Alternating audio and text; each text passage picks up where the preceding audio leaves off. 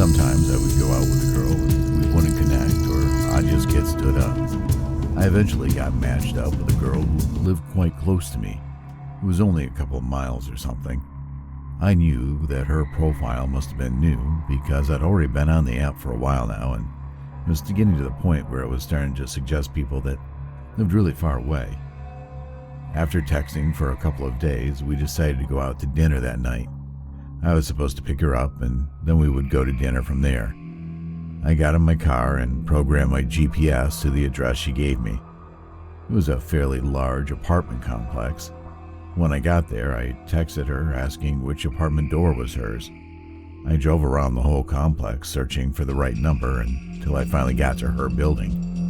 I texted her that I was parked right outside. I got a text reply right away from her insisting that I meet her at the door. I found this kind of annoying because there was nowhere close to park. I had to go all the way to the other side of the complex to find a spot. I looked at her profile one last time as I walked up to her building to refresh my memory on exactly what she looked like. I scrolled through her pictures and noticed they were different.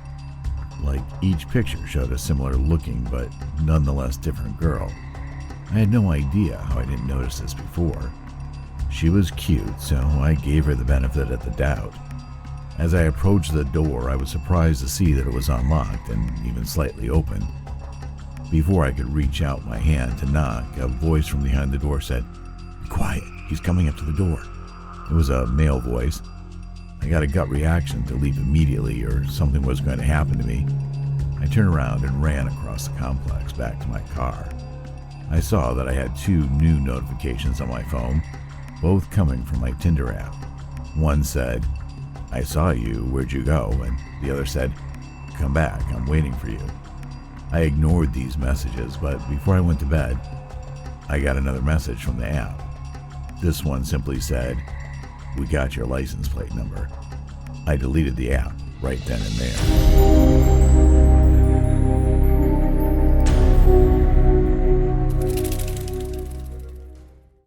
I'm currently living in my car because of some bad relationship choices that put me in a tough financial situation. I had just gotten off a long shift at work and was extremely exhausted. I got in the back of my car after parking in a random Walmart parking lot. I reached over the seat and put the keys in the ignition so that I could keep the heat on. I laid down and fell asleep right away, unfortunately forgetting to lock the car doors. Now, I've always been a heavy sleeper. It really takes a lot to get me up. I recall opening my eyes and feeling my other senses gradually awaken. It was still dark outside and there was this slight humming sound. I instinctively looked out one of the windows and I could see trees quickly passing by. Someone was in the driver's seat and the car was moving. They were wearing a hooded sweatshirt, so I couldn't see their face. I carefully reached over the compartment in the back door of the passenger side where I kept a small knife. I yelled at him, grabbed it, and jerkily pointed it at the guy. He didn't even turn to look at me before slamming on the brakes, opening the door and jumping out, so he must have seen the knife in the rearview mirror. He ran in a straight line directly into the forest that was covering the road on both sides.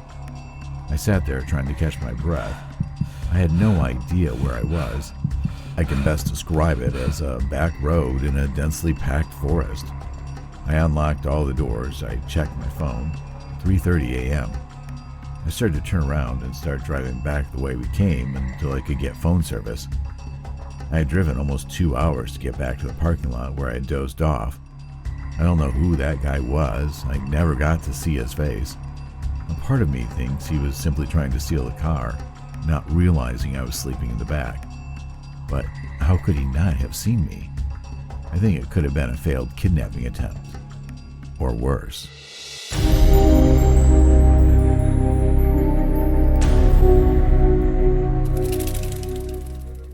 Ever since I can remember, I've gone for runs outside. It was a summer evening around 6 o'clock. I had just finished a light dinner when I made the usual decision to go for a run. I always follow the same route, which consists of neighborhood sidewalks for about a mile before passing a gate into a forest with 2 distinct paths, one of which is paved and the other which is not. The unpaved one is more scenic, so I'll usually take it on the way in, then I'll turn around and start back on the paved path after that. The entrances to the forest are somewhat obscured. They don't seem to be well known, so they're usually not too busy. In fact, I hardly ever encounter another runner when I'm out for a run.